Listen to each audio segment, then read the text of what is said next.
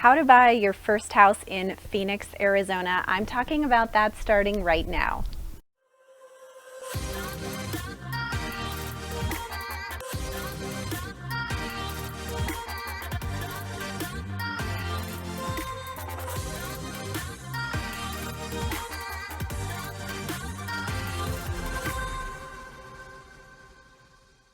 Hey everyone, I'm Caitlin McKegg, a realtor here in Phoenix, Arizona, and today I'm talking about how to buy your first house in Phoenix. If you're new to my channel, make sure you subscribe. I post new videos every Friday talking about living in Phoenix. I also post market updates and home tours, so everything you need to know about living in Phoenix is here. Also, check out my social media channels to keep up to date with me there, and also find out what's going on with my cute pups. Hi, Cleo.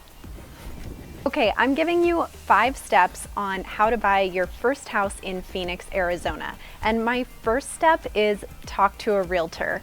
No surprise, I know, but honestly, it's the best place to start. Whether it's me or someone else, talking to a realtor is a great place to start because they will tell you about the process, what you need to know, and who you need to get in touch with before you start the home buying process. If you choose to reach out to me, I'll make sure you know everything about the home buying process from start to finish, and also make sure that you know about living in Phoenix and what you can expect as we house hunt here in Phoenix.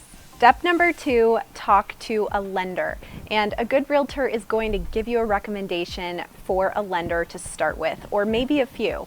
Unless you plan to buy your first house with all cash, you're going to need some financing, and a lender is going to be able to help you determine what price range and budget you want to stay within. It's also not a one-size-fits-all, so a lender is going to be able to tell you what kind of options you have as far as loan programs are concerned. In case you didn't know, there's first-time home buyer options. There's also down payment assistance, and you don't need 20% down in order to buy a house. A great lender is going to help you determine these things and fit the best loan program for you. As I said before, they will also help you determine what your price range will be so we know what budget to start looking within. Number 3, you need to decide where in Phoenix you want to live. If you're new to the area, you will realize that there are many suburbs around Phoenix that you might be interested in. If you've already been living in Phoenix, maybe you have an idea of where you'd like to live best. There are 17 major cities within the Phoenix area, so there's a lot to choose from, and each one offers something a little bit different. I linked below an old video that I made about the Phoenix suburbs if you want to check that out to know what the surrounding areas are of Phoenix. In addition to the area, think about what kind of house you want. Do you want a single-family detached house? Do you want a condo, a townhome, an apartment style? All of those things are good things to take into consideration because you may be able to afford a condo or townhome in Scottsdale, but not a single family home in Scottsdale. So depending on what type of house you're looking for, it may open up more locations. One other thing to think about is an HOA. A homeowners association is going to apply for almost every condo, townhome, apartment complex type of home. But if you're looking for a single family home, there are neighborhoods that do not have homeowners associations, and if that's your preference, then you may want to go in that direction. Number 4, know the market conditions. And I am here to tell you all about that. If you haven't watched my past videos about the real estate market update for Phoenix, make sure to check those out. I post weekly updates on Mondays, and once a month I post a monthly update. Right now in Phoenix, we are in a seller's market, but don't shy away from buying a house. It's not impossible if this is the right time for you. But you do need to know that in order to purchase a house right now, you need to be competitive. 34% of homes are selling over the asking price as recently as October of 2020. So keep that in mind in your house hunting process and be ready to strike while the iron's hot. I have a lot of competitive things we can do as far as writing an offer to make sure that you get under contract, but I need you to be ready to go if you're planning to buy a house. Number 5, create your realistic wish list. So everyone can create a wish list in a house, and if money was no object, we would all have the house of our dreams. But unfortunately, if you don't have all the money in the world, you're probably not going to get everything that you want in your house let alone your first house. So make a list of everything that's important to you and prioritize it. If you're most interested in an awesome backyard and don't care that much about the cosmetic features of the house, then let's prioritize that.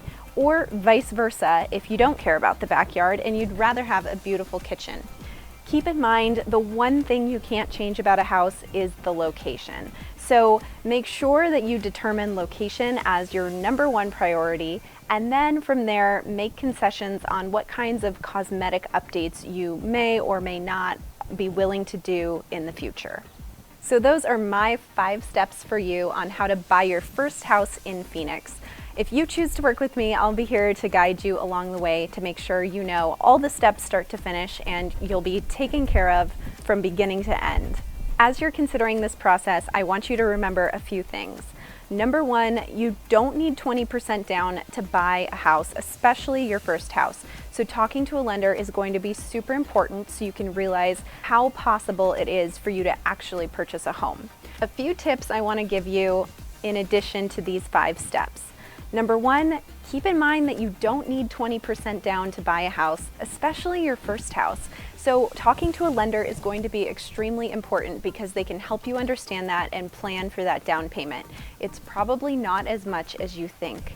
Also, there are some out-of-pocket costs to you along the way. #1, your earnest money, usually 1% of the purchase price, and that'll go towards your down payment at close of escrow. If we get under contract, you'll want to put up an earnest deposit that the title and escrow company will hold for you until closing. So you want to have access to funds for that earnest deposit. In addition to that, you will pay for an inspection, which is usually about $500 to $600, and an appraisal, which is usually about $500 to $600 as well. So all in all, it's safe to say that if you have $2,000 to $3,000 on hand to start this process, you'll be in good shape. And finally, closing costs are a part of this process as well, typically 2 to 3% of the purchase price. So you want to make sure to budget for that in addition to the down payment. Again, all things that your lender will help you figure out as we get started. So I hope this is helpful for you to know how you go about buying your first house in Phoenix, Arizona. If you have any questions, feel free to reach out to me. Also, check out in the links below because I've linked some other helpful videos as well as my MLS search tool that you can use to search for a house in Phoenix using my MLS. I'd be happy to hear from you if you have any questions. As always, thank you so much for coming to my channel and checking out this video. I'm Caitlin McKegg with HomeSmart.